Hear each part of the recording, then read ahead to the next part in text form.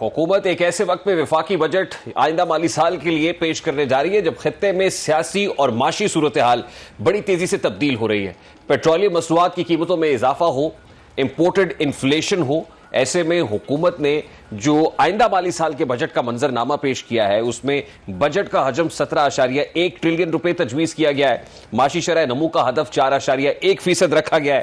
اوسط مہنگائی 8.2% رہنے کا تخمینہ لگایا گیا ہے اور زرعی شعبے کا ہدف 3.8% اور صنعتی شعبے کا ہدف 4% مقرر کیا گیا ہے. سب سے امپورٹنٹ چیز یہ ہے کہ ایک ایسے وقت میں آئندہ مالی سال کا بجٹ اور اس کا جو خاکہ ہے وہ پیش کیا جا رہا ہے کہ جب حکومت کو آلریڈی ٹیکس ریونیو شارٹ فال کا سامنا ہے اور ٹیکس ریونیو کا جو ہدف ہے وہ 15,267 ارب روپے تجویز کیا گیا ہے اور نان ٹیکس ریونیو کا تخمینہ 2,768 ارب روپے رکھا گیا اور پیٹرولیم لیوی کا ہدف 1,727 ارب روپے مقرر کیا گیا. اور اس کے ساتھ ساتھ ظاہر ہے جو ترقیاتی اسکیمیں ہیں ان کے متعلق بھی وفاقی ترقیاتی پروگرام کا حجم جو ہے وہ 1.1 ٹریلین روپے تجویز کیا گیا ہے. اب یہ سب کچھ ایک ایسے وقت پہ ہو رہا ہے کہ جب یقیناً حکومت کو ٹیکس ریونیو بیس جو ہے اس کو بھی انکریز کرنے کی ضرورت ہے, جو گیپ ہے اس کو برج کرنے کی ضرورت ہے, آئی ایم ایف کی جو کنڈیشنز ہیں ان کو کوالیفائی کرنے کی بھی ضرورت ہے. تو ایسے میں حکومت عام آدمی پر ٹیکس کا بوجھ کتنا لا دے گی اور ٹیکس کے سورسز کیا کیا ہوں گے, اس حوالے سے چیزیں دیکھنی پڑیں گی. ہارون شریف صاحب ہمارے ساتھ موجود ہیں, ماہر اقتصادی امور ہیں. السلام علیکم ہارون صاحب, بہت بہت شکریہ, thank you very much for joining اس. سر سب سے پہلے تو جو منظرنامہ اس وقت پیش کیا معاشی اہداف مقرر کیے گئے ہیں حکومت کی جانب سے, ان پرٹیکولر جو گروتھ ہے وہ 4.1% فور کاسٹ کی جا رہی ہے, کتنی حقیقی ہے یا کتنے حقیقی نمبرز ہیں سر؟ جی ہسٹوریکلی اگر ہم دیکھیں تو ان نمبرز کی سینکٹیٹی پہ سوالیہ نشان رہتا ہے, کیونکہ ہم نے کبھی بھی جو ٹارگٹ سیٹ کیے ہیں پچھلے 8-10 برس میں we have hardly managed to meet these targets. اب آتے ہیں اس کے اوپر کہ دیکھیے یہ ٹارگٹس کیوں سیٹ کیے جاتے ہیں اور بجٹ کیوں پاکستان میں اہم ہے جبکہ باقی ممالک میں نارمل اکانومیز کے اندر بجٹ جو ہے وہ اتنا اہم نہیں ہوتا, پالیسی اہم ہوتی ہے. یہ سمجھنا ضروری ہے کہ بجٹ جو ہے وہ پالیسی کو فائنینس کرنے کا انسٹرومنٹ ہے, خود سے پالیسی نہیں ہے. یہاں یہ پالیسی بن جاتا ہے جب آپ کی پالیسی کا تسلسل نہیں ہے, اینگل نہیں ہے, پھر بجٹ کے ذریعے ہم اس کی ڈکٹیٹس کو شفل کرتے ہیں.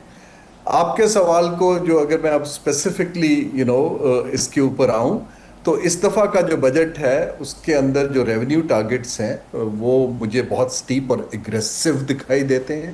میرا نہیں خیال کہ یہ جو مڈل ایسٹ کے کرائسس کے بعد اکانومی 4% سے زیادہ گرو کر پائے گی, لیکن مجھے بیسز دیکھنے پڑیں گے کہ انہوں نے کہاں سے گروتھ دکھائی ہے. زراعت سے ہے, مینوفیکچرنگ تو ایکسپینڈ نہیں کر پا رہی ہے جبکہ سروسز سیکٹر وہیں کا وہیں ہے. سو لیٹس سی کہ گروتھ کو ڈرائیورز کیا ہیں, وہ بھی اکنامک سروے کے اندر نظر آئیں گے. دوسری چیز ہے اخراجات. اخراجات دو چیزوں پہ بڑھتے ہیں, ایک کہ اکانومی میں کتنی گروتھ ہو رہی ہے, دوسرا انفلیشن کہاں پہ ہے.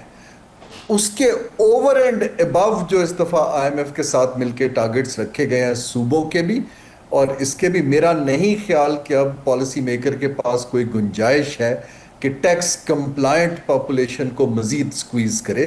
ان کو نئے سیکٹرز کھولنے پڑیں گے جن کو ہم 70 برس سے پروٹیکٹ کر رہے ہیں. اب یہ ٹائم بتائے گا کہ پولیٹیکل اکانومی اس کو ٹرمپ کر دیتی ہے دوبارہ اور ہم نہیں اچیو کر پاتے, یا اس دفعہ ہم کچھ کھڑے ہو کے ٹیکس بیس کو بڑھا پاتے. ہارون شریف صاحب, انفارچونیٹلی پولیٹیکل پارٹیز, سیاسی حکومتیں, سیاسی جماعتیں, ان کے لیے دو چیزوں کو بیلنس کرنا بہت مشکل ہو جاتا ہے. ظاہر ہے ایک طرف تو ہم آئی ایم ایف پروگرام میں ہے, اکانومی ہے, اور اکانومی کو سنبھالا دینے کے لیے ٹیکس ریونیو کو بڑھانے کے لیے بھی ہمیں ٹیکسز لگانے پڑتے ہیں, ٹیکسز کا بوجھ ایک عام آدمی کے اوپر لادنا پڑتا ہے. دوسری طرف پولیٹیکل کیپٹل بہت امپورٹنٹ ہوتا ہے سیاسی حکومتوں کے لیے, تو پولیٹیکل کیپٹل لوز ہونے کا خطرہ بھی رہتا ہے. جو نمبرز اس وقت سامنے آ رہے ہیں وہ جیسے آپ نے کہا کہ بہت اگریسو جو ٹیکسیشن ہے وہ ہوتی بھی نظر آ رہی ہے, تو کیا پریکٹیکلی یہ حکومت کر پائے گی اور اتنی کیپیسٹی ہے اس کی کہ وہ پھر بوجھ اور وہ پھر غم و غصہ, جو عوامی غم و غصہ ہے, وہ بھی برداشت کر سکے؟ جی جس کو پہلے تو میں یہ عرض کرتا جاؤں اکنامکس کی اور دنیا کی زبان میں, یہ جس کو ہم پولیٹیکل کیپٹل کہتے ہیں وہ پولیٹیکل کیپٹل اس لیے ہے کہ پاکستان میں جو ہمارا الیکٹورل طریقہ ہے اس کے اندر بجٹ کے پیسے اور پروجیکٹس بہت اہم ہیں. ہم ایم این ایز کو سکیمز دیتے ہیں, صوبوں کے فیوریٹ پروجیکٹس انفراسٹرکچر فنڈ کرتے ہیں, جبکہ تھوڑی سی بھی ڈیولپڈ ڈیموکریسیز کے اندر پروجیکٹس کی بجائے آؤٹ کمز کو دیکھا جاتا ہے, ہیلتھ کے آؤٹ کمز کو, ایجوکیشن کے آؤٹ کمز کو, پالیسی کنسسٹنٹی, انویسٹمنٹ کے آؤٹ کمز کو ووٹنگ کے لیے. کیونکہ پیٹرنیج بیس سسٹم ہے اور پارٹیوں نے فنڈنگ ریز کرنی ہوتی ہے, وہ ہماری کٹی کے اندر سے لوگوں کو اوبلائج کرتے ہیں. آئی تھنک یہ سسٹینیبل طریقہ نہیں ہے. اب آتے ہیں آئی ایم ایف. دوسرا یہ ہے کہ آئی ایم ایف کی کنڈیشنز نہیں ہیں, یہ ہمارا آئی ایم ایف کے ساتھ ایک اگریڈ سائنڈ فریم ورک ہے جس کا ہمیں بہت اچھی طرح سے علم ہے کیونکہ ہم نے سوچ سمجھ کے سائن کیا ہے. اب اس کے اندر جب ہم پرائر ایکشنز کو اگری کرتے ہیں تو ہمارے پاس بھی ہوم ورک ہونا چاہیے نیگوسیشن کرنے کا. جب نہیں ہوتا ہے تو ہم آئی ایم ایف کی سٹینڈرڈ ریسیپیز کو ایکسیپٹ کرنا چاہتے ہیں. میں کسی کو تنقید نہیں کر رہا, خود بھی میں حکومت کا حصہ رہا ہوں, لیکن آئی ایم ایف کا بھی میں 18-20 برس انٹرنیشنل اداروں کی طرف سے ملکوں سے یہ نیگوسیشنز بھی کرتا رہا ہوں. یہاں مجھے فرق یہ دکھائی دیتا ہے کہ وہاں یہ انٹرنیشنل ادارے آرگومنٹ لاتے ہیں, پی ایچ ڈی اکانومسٹ کو ٹیبل پہ بٹھاتے ہیں, سیکٹر اسپیشلسٹ کو بٹھاتے ہیں, ہم آگے جرنلسٹ کو بٹھاتے ہیں, بیوروکریٹ کو بٹھاتے ہیں جن کے پاس یہ ڈیپتھ کم ہوتی ہے. ہمارے ابھی بھی اگر آپ اینکر ہیں, آپ مجھے بتا دیجئے کہ منسٹری آف فائنانس کے اندر کیا کوئی پائے کا اکانومسٹ یا ڈیولپمنٹ اکانومسٹ آپ کو دکھائی دیتا ہے, یا پلاننگ کمیشن میں. سو وی نیڈ ٹو اسٹارٹ. اس کا مطلب یہ ہے کہ ہم پالیسی کی طرف نہیں, ہم ٹرانزیکشن پہ فوکسڈ ہیں. ان کلوزنگ مجھے بہت مشکل سال دکھائی دے رہا ہے حکومت کے لیے بھی اور عوام کے لیے بھی, کیونکہ اگر نئے سیکٹر نہیں کھلتے ہیں تو جو مڈل انکم کا طبقہ ہے اس کے اوپر, سیلریڈ کلاس کے اوپر, اور جو آلریڈی کمپلائنٹ ہیں, اس دفعہ کا برڈن ایسا ہوگا کہ ٹیکس اوائڈنس کی طرف لوگوں کا انٹرسٹ آنا شروع ہو جائے گا. اچھا, اب دو چیزیں بڑی امپورٹنٹ ہے سر. جیسے آپ نے فرمایا کہ کوئی ایسا کوئی پالیسی میکر نظر نہیں آتا ہے جو از کمپیٹنٹ انف. تو جیسے آپ نے پہلے فرمایا کہ ظاہر ہے ہمارے ہاں تو پالیسی میکرز کے پاس کو بہت زیادہ سپیس موجود ہی نہیں ہے کہ وہ اپنی پالیسی امپلیمنٹ کر سکیں, باوجود نہیں ہے. تو پھر ایسے میں آپ جو پھر ٹرانزیکشنل ہی رہے گا اور پھر آپریٹر لیول کے لوگ ہی ہوں گے جو الٹیمیٹلی جو امپورٹنٹ پالیسی ہے اس کی امپلیمنٹیشن کر رہے ہوں گے, یا لکھے ہوئے فیصلے جو ہیں وہ پڑھ کر سنا رہے ہوں گے. اس سے زیادہ کچھ نہیں ہے. دوسری چیز یہ ہے سر, جو ٹیکس کی بات ہے, تو اگر نمبرز دیکھیں تو مئی کے لیے 1150 ارب روپے کا جو ٹیکس ہدف ہے وہ مقرر کیا گیا تھا, اور مئی 2026 کے محصولات میں اس ہدف کو حاصل کرنے میں بھی بہت بڑی مشکلات ہیں. تقریباً ابتدائی اعداد و شماری بتاتے ہیں کہ وصولیاں تقریباً 965 ارب روپے تک محدود رہیں, اور شارٹ فال جو ہے 860 ارب روپے سے تجاوز کرنے کا جو اندیشہ اور خدشہ ہے وہ بھی اپنی جگہ پر موجود ہے. تو what other options are we left with? we have some options. ایک تو دیکھیے نا, ہمارا جو پروسیس ہے, جو گورنمنٹ کا خرچہ ہے اس کو کم کرنے پہ ایز سچ کوئی توجہ نہیں دی گئی. ہمارے پاس بے تحاشا ایسٹس ہیں, ریسٹ ہاؤسز ہیں, اسٹیٹ اونڈ انٹرپرائزز ہیں, گورنمنٹ کے ٹریننگ کے انسٹیٹیوٹس ہیں. میں آپ کو ایک مثال دیتا ہوں. میں آج سے کوئی 8-10 سال پہلے ایڈوائز کرتا تھا انٹرنیشنل گورنمنٹس کو, تو یو کے گورنمنٹ نے یہ فیصلہ کیا کہ یہ جو ریسرچ کا کام ہے یہ حکومت کے اندر کیپیبلٹی نہیں ہے, why don't we outsource this to universities.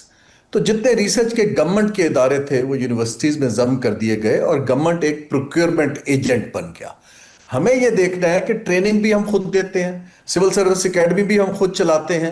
یہ ہمارے سکولز آف پبلک پالیسیز اور یونیورسٹیز کیوں نہیں کر سکتے؟ ایک تو وے آف ڈوئنگ تھنگز کے اندر میجر ری تھنکنگ کی ضرورت ہے. پبلک سیکٹر ڈیولپمنٹ پروگرام جو اوور شیڈو کرتا ہے ہر چیز کو رادر دین ہیومن ڈیولپمنٹ کو, انفراسٹرکچر کو. پوری دنیا کے اندر انفراسٹرکچر کے لیے سٹاک مارکیٹ پیسہ ریز کرتی ہے, بانڈ فلوٹ کیے جاتے ہیں, پرائیویٹ سیکٹر کو لیڈ دی جاتی ہے. I think the way we are doing thing, ایک تو ہے کہ ڈیمانڈ ایکسپینڈیچرز کی مینج کرنے کا ہم نے بہت کم کوشش کی. دوسرا یہ ہے کہ اگر معیشت نہیں بڑھ رہی ہے اور آپ نئے سیکٹرز ٹیکس کے, چاہے زراعت ہو, چاہے ریل اسٹیٹ ہو یا ٹریڈرز ہوں, آپ کھولنے سے ابھی ریزسٹنٹ ہے, تو پھر تو برڈن آپ ایک ہی لوگوں کے اوپر, it's a post colonial extractive mindset کے کلیکٹر ہوتا تھا, جا کے پیسے کھینچتا تھا. FBR को लोगों को हरासमेंट करने के इदारे की बजाय एक फैसिलिटेटर देखेगा तो इन्वेस्टर आगे आएगा ना।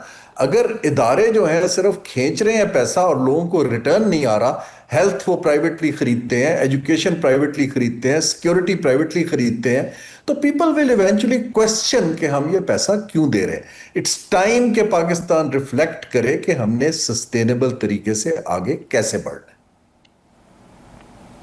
ठीक, हारून साहब, lastly what are you looking at? कौन कौन से ऐसे सेक्टर्स हैं जो जिन पर टैक्सेस बढ़ने जा रहे हैं? अब जाहिर है लग्जरीज के ऊपर टैक्सेस होने चाहिए, लेकिन कौन कौन से ऐसे सेक्टर्स हैं जिनको अब लग्जरीज की कैटेगरी के अंदर जो है वो डाला जाएगा? फिर हमने देखा है कि जो जाहिर है एनर्जी खासतौर पे उससे रिलेटेड जो रॉ मटेरियल है, ये मशीनरी है, उसके ऊपर कुछ छूट मौजूद थी, इंपोर्ट्स के ऊपर भी। आपको क्या लग रहा है, खासतौर पे सोलर पैनल्स के हवाले से अब कुछ खबरें सामने आ रही हैं कि उस पर भी टैक्स इंपोज होने जा रहा है? मजीद ऐसे कौन कौन से सेक्टर्स हैं जिन पे आप टैक्स लगता हुआ देख रहे हैं? जी, मेरी वरी ये है कि इनडायरेक्टली टैक्सेस मजीद बढ़ जाएंगे, जो कि एक अनहेल्दी ट्रेंड है कि हम लोगों से कंपल्सरी टैक्स एक्सट्रैक्ट कर लेते हैं। अगर तो हुकूमत टारगेटेड सब्सिडीज देती है एनर्जी सेक्टर में कि छोटी बिजली की गाड़ियां सस्ती की जा सकें 20 से 30 लाख रुपए वाली, बजाय इसके कि करोड़ से 1.5 करोड़ रुपए वाली, और अगर वो छोटे 10 पैनल्स तक सोलर पैनल के सिस्टम्स के ऊपर छूट दे, तो एक अच्छा इकदाम होगा, क्योंकि हमें ओवरऑल अपना एनर्जी मिक्स बदलना है। हमारी रिलायंस 85% इंपोर्टेड फ्यूल्स पर है, और वो भी सिर्फ चंद ममालिक से। वो तो अच्छा कदम है, लेकिन अभी क्योंकि हुकूमत का पॉलिसी की बजाय ज्यादा तवज्जो एक बॉक्स को टिक करना है कि हमने इतना रेवेन्यू लेना है, तो मुझे लगता है कि ऑलरेडी मैं आपको बता रहा हूं, मेरे पास कॉर्पोरेट सेक्टर से बहुत लोग मुझे मिलते हैं। इस वक्त हमारी जो एक्सपोर्ट की सबसे अच्छी सेक्टर्स हैं, वो 25% से 20% अपने कंपेटिटर से ज्यादा टैक्स पे कर रहे हैं। अब आप उनसे और कितना ले लेंगे? उनको तो आपको सुपर टैक्स में और एक दो और चीजों में रिलीफ देनी चाहिए ताकि वो इन्वेस्ट करें। वो हाथ रोक के बैठे हैं, वो मुझे कहते हैं कि जी हमें कोई तीसरा मुल्क बताएं, हम वहां जाके लगा लें।